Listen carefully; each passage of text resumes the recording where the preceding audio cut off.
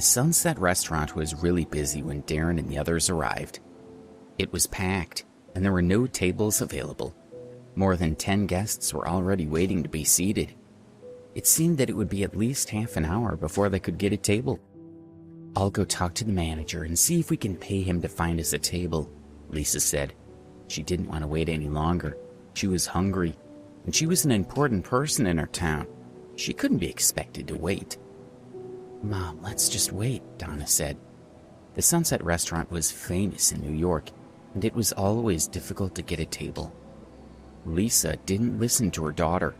With her reputation and her eloquence, she was certain she would be able to get the manager to get them a table quickly. At the front desk, she spoke to the manager and indicated that she would give him an extra $500 to arrange a table for her. But the manager wasn't interested. With such a big restaurant, he probably didn't even need the money. In the end, Lisa was forced to give up. "Mrs. Walters, why don't you sit here and I'll try?" Darren said, standing up. They had all seen Lisa being embarrassed in front of the manager, so he had to do something. Otherwise, Donna, Natalie, and Fiona might blame him. Darren walked toward the manager, feeling quite nervous. He wasn't that important, so would the manager embarrass him too? He had heard his father talk about the manager of the Sunset restaurant several times, but he had no idea how well they knew each other.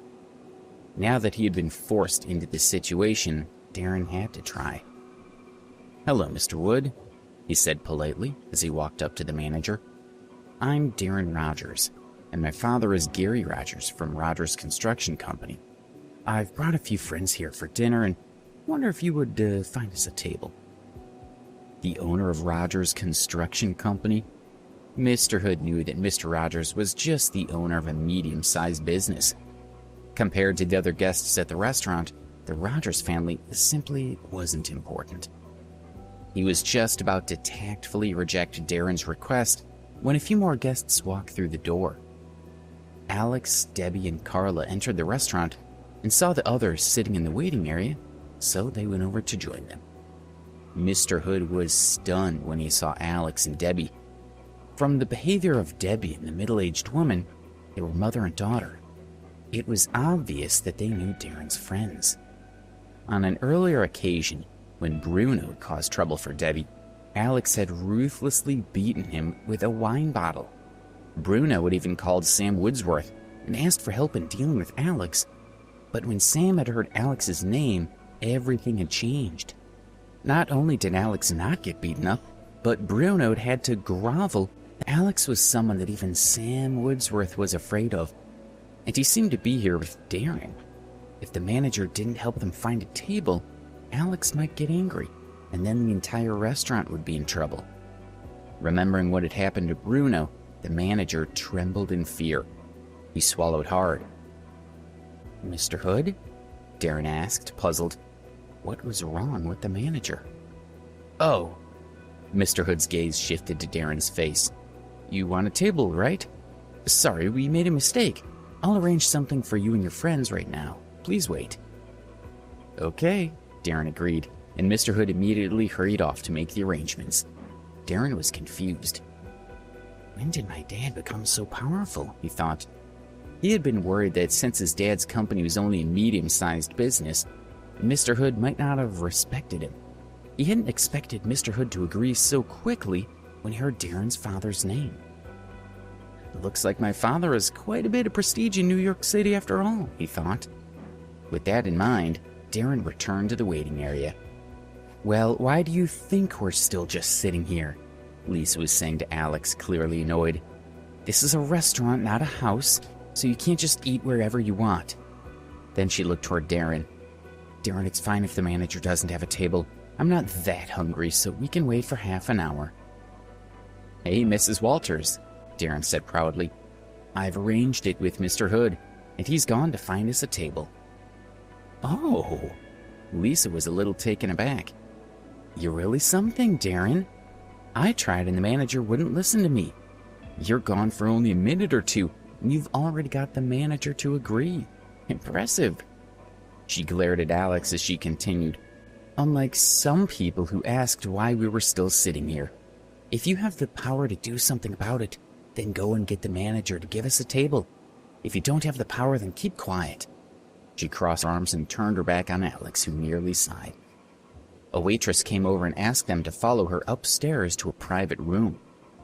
The door was labeled 888. Inside, the room was spacious and bright. It was decorated with red carpets, yellow chairs, and two expensive-looking porcelain vases that were as tall as a person. Looking at the room, Darren started to panic. He asked the waitress, "What does this room cost?" "Oh, this is our most luxurious room," she said politely. "Prices start at $8,000. $8,000? Darren was shocked and more than a little nervous. He had thought that this meal would cost $2,000 at the most. But $8,000? That was a lot. "Darren, how about we go to a different room?" Lisa suggested. She had never spent so much on a meal before, and Darren and Donna were still students.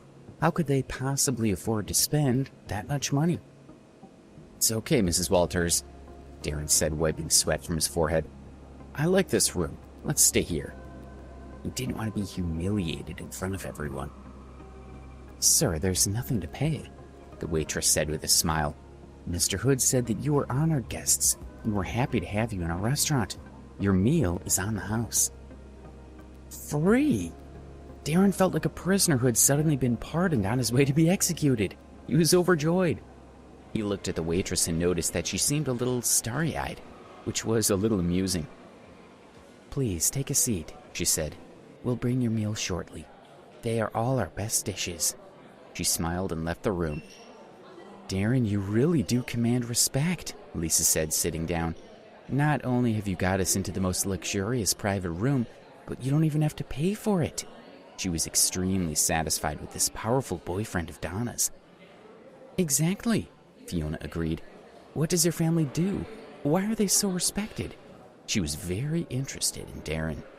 "My family has a small construction company, and it only earns $10 million a year. It's barely worth mentioning," Darren said casually. $10 million is not worth mentioning?" Natalie smiled at him. Then she glanced at Alex, looked him up and down, and asked, "Young man, what does your family do? Do you earn several tens of thousands of dollars a year?" "My family has no business, so how could I earn tens of thousands of dollars?" Alex asked, not interested in talking to snobbish people. They all mocked Alex for not having enough money. The waitress returned and brought several dishes to the table, including mushroom soup, pork chops, steak, salmon, and fruit salad. They didn't know which knives and forks to use, but Donna showed them what to do. Debbie and Alex already seemed to know and helped explain it to Carla and Lisa. But weren't they just country bumpkins like Carla? "How do you two know which knives and forks to use?" Lisa asked in disbelief. "Have you eaten in places like this before?" "I used to work here part-time," Debbie said flatly. "Ha! For a minute there, I thought you ate in places like this all the time, but no, you were working for someone else." Lisa sneered, then muttered softly, "No matter how much you know about fancy cutlery, it's a waste of time. It's not like you'll get much chance to eat expensive meals." The door opened, and Mr. Hood came in, bowing his head slightly. "How was your meal?"